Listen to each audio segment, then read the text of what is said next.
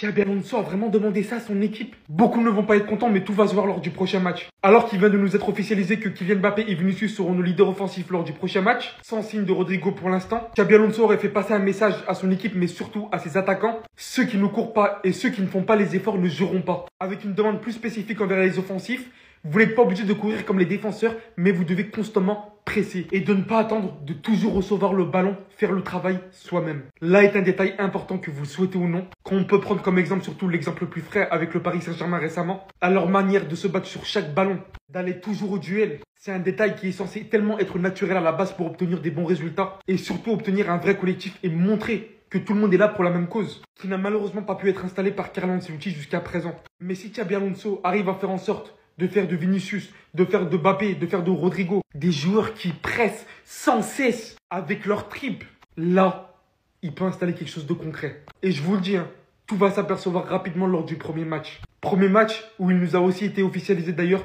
que Gino Hysén et Trent Alexander-Arnold seront titulaires. À voir si leurs places seront conservées au retour de Carvajal et de Rudiger. Mais une chose est sûre, s'ils veulent marquer des points, c'est maintenant. Kylian Mbappé, l'Otain remplaçant pour cette saison. Here we go. Guetté Chabi a dit quoi?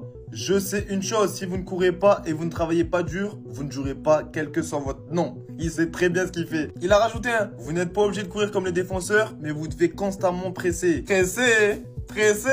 Vous vous rappelez pas de Kylian Mbappé pressé? Parce qu'on ne cesse de l'expliquer, mais les chiens Mbappé ne veulent pas comprendre. Pourquoi Kylian Mbappé n'a pas de ballon d'or? Pourquoi Kylian Mbappé n'a pas de Ligue des Champions? Ouais, mais il met ses buts, mais il suffit pas que de ça. Jérôme Alonso, il vous le dit, tu ne peux pas gagner un gros titre avec un joueur qui ne court pas dans les deux sens. Pour ceux qui ont l'œil, vous avez vu Jude plusieurs fois s'énerver sur Kylian l'année dernière. On lui a demandé de presser une seule fois, Guetté. Vous avez oublié comment Jude finissait ses matchs? C'est pas une dinguerie, parce que c'est Mbappé le dernier, mais c'est Vini l'avant-dernier, et c'est Rodrigo le 14e. À titre comparatif, entre Rodrigo et Kylian Mbappé, il y a 1,5 km d'écart. Ça va de soi, vous aimez pas qu'on dise ça? Mais oui, c'était de la faute à Mbappé. Vous parlez d'acharnement, de trucs, non. Il ne fournit pas les efforts, donc Jude court, donc Jude se fatigue, Jude est moins performant, donc ça nuit au collectif. Peu importe le niveau, si tu pratiques le football depuis le plus jeune âge, on t'a toujours dit, la première défense c'est l'attaque. De l'autre côté, Dembélé, il a compris avec Luis Enrique. Il lui a fallu qu'une saison pour être ballon d'or, une saison pour gagner sa Ligue des Champions. Et quand c'était les rassemblements en équipe de France, on voyait les Dembélé lancer des pressings, les Désiré Doué là tout récemment, et les Kylian qui ne suivaient pas. Ah écoutez Chabi, c'est donc à ça qu'on aura le droit? Vini, Bobby, Rodrigo, décisif toutes les 86 minutes, vous allez dire quoi? C'est pas moi qui le dis, édition merengue par le football. Hendrik a tout pour être un œuf de dingue. Déplacement, appel, prise de ball, finition. Il a oublié pressing, Fais belle Kylian. Xabi Alonso ne va pas s'entendre avec Kylian Mbappé. Pour deux raisons bien précises. Déjà, comme je vous l'avais dit, Xabi Alonso ne veut pas être dépendant des stats de Mbappé. Et le pire pour Mbappé, ceux qui ne courent pas et ceux qui ne font pas les efforts ne joueront pas. Déjà que Xabi Alonso veut mettre en place une animation qui permettra à Vinicius, Rodrigo et Bellingham de s'exprimer pleinement sur le terrain, il vient de rajouter la chose que Mbappé déteste le plus. Il leur a fait comprendre qu'ils ne sont pas obligés de courir comme des défenseurs, mais ils doivent constamment presser. Il a aussi donné une petite précision aux attaquants. Il leur a tout simplement fait comprendre qu'il ne suffira pas d'attendre qu'on leur donne le ballon pour marquer. Il va falloir courir après chaque ballon. Je soutiens clairement les idées d'Alonso, mais ce qui me fait peur, c'est la réaction des joueurs. Cette saison, on a très bien vu que le pressing de Mbappé et même quelquefois Vinicius a complètement déséquilibré l'équipe. Mais de notre côté, ce qui me rassure, c'est le système de Xabi. On a tous très bien vu qu'Ancelotti ne savait pas mettre en place une équipe qui va presser. Mais malgré tout, si Vinicius ou Mbappé ou je sais pas qui ne presse pas, ça va être compliqué.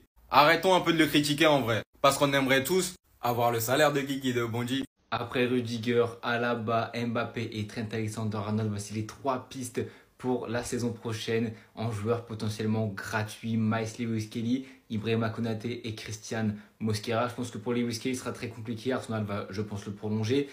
J'adorais ce joueur au Real Madrid, il nous ferait beaucoup de bien, mais je pense que ça ne se fera pas. Christian Mosquera, il y a quand même beaucoup de monde sur lui qui serait prêt à payer et qui ne serait pas prêt à attendre la fin de contrat. Par contre, Ibrahima Konaté, ça serait le favori. À ce qui paraît, il y aurait déjà eu des discussions entre son agent et le Real Madrid. Potentiellement, ça peut se faire. Ça serait bien dans la doublure. Pourquoi pas garder une place de titulaire? On sait que la pièce numéro 1, c'est Saliba. Quitte à mettre de l'argent, ça sera lui sur qui on mettra l'argent. À ce jour, sa possible arrivée serait malheureusement en 2027. Mais pourquoi pas enchaîner Konaté et Saliba? Ça serait incroyable, mais je pense très peu faisable. Ou moins pour un des deux, ça serait peut-être possible. Les clubs commencent à avoir peur du Real Madrid. Ils savent que lorsqu'il s'approche, joueur qui ne renouvelle pas son contrat lors de sa dernière année, soit il demandera plus d'argent, soit il partira au Real Madrid et Liverpool commencent à le sentir avec Konaté. C'était passé la même chose avec Trent Alexander-Arnold aussi. Moi, ça me fait rire les gens qui disent que c'est pas normal, que le Real Madrid profite du système.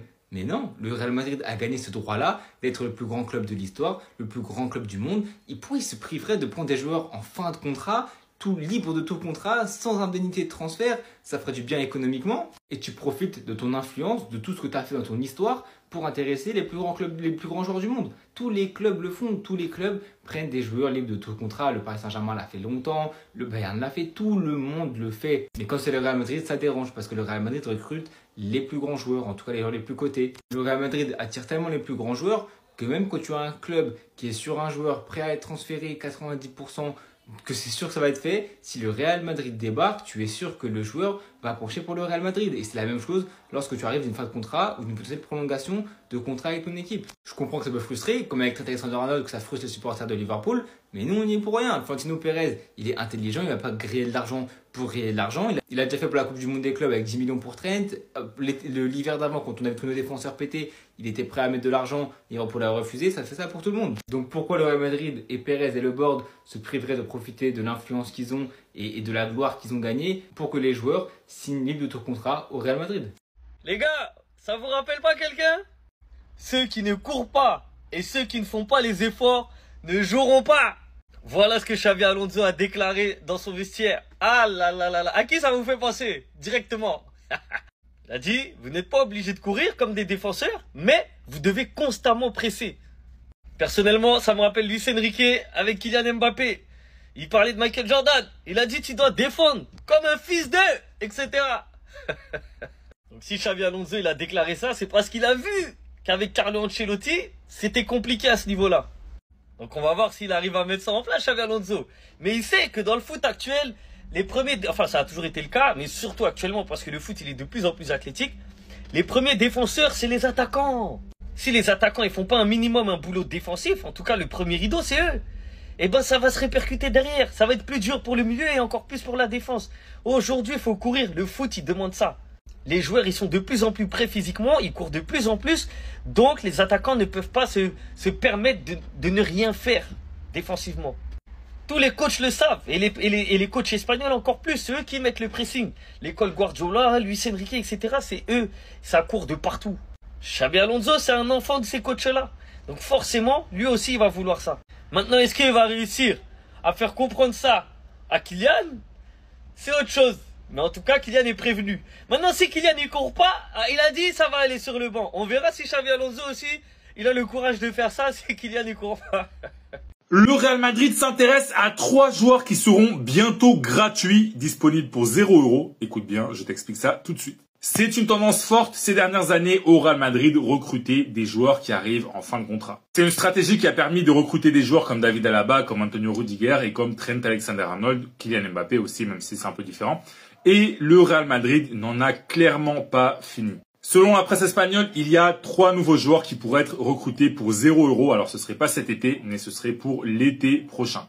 On a le défenseur central de Liverpool, Ibrahima Konaté. Autre défenseur central, cette fois d'Arsenal, Miles Lewis Skelly. Et enfin, le défenseur central espagnol de Valence, Christian Mosquera. Voilà, je vous mets la source, c'est le journal Marca qui explique que le Real Madrid continue avec cette stratégie de recruter des joueurs qui arrivent en fin de contrat. Et parmi ces 3 joueurs-là, qui sont 3 défenseurs centraux, eh bien, le grand favori, c'est Konaté. Parce qu'on sait que le Real Madrid a l'intention de recruter un gros défenseur central en 2026.